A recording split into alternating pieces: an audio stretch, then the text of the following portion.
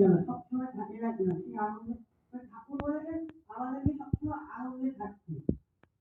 কারণ আমরা সবসময় কি করি, ঠাকুরকে পেয়েছি, সব ভিক্ষাও নিয়েছি, সব কিছু করি, কিন্তু মনে শান্তি নেই।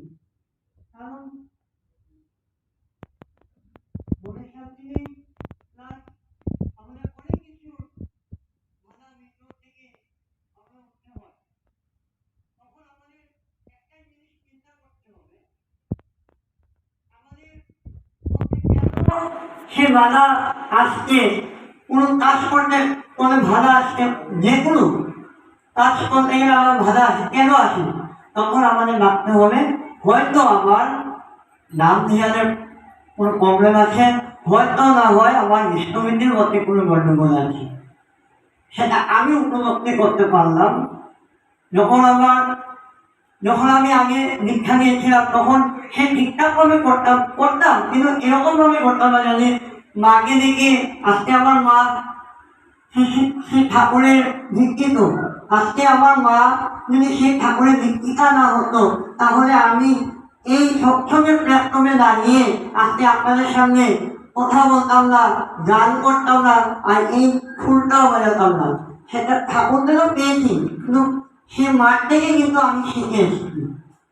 আজকে আমরা সবার মনে ছেলে মেয়ে আছে, আজকালকার আমরা সবাই সবসময় মনে কথা বলি।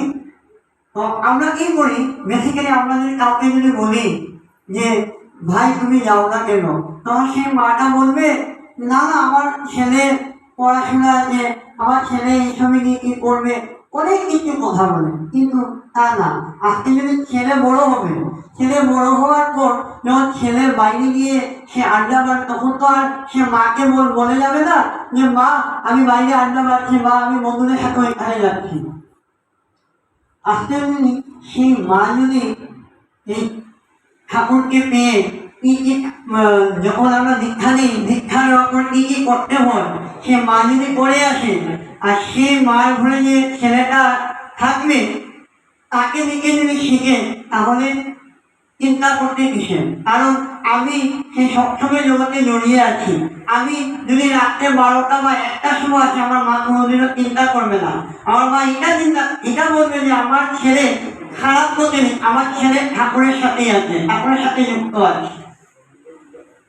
কারণ আমরা সবসময় সন্তানকে আঁকড়িয়ে রাখি। এবার যে অবিন্দারা স্বামী যদি ছেলেরা থাকে, হ্যাঁ, কিসের জন্য থাকে? কিছু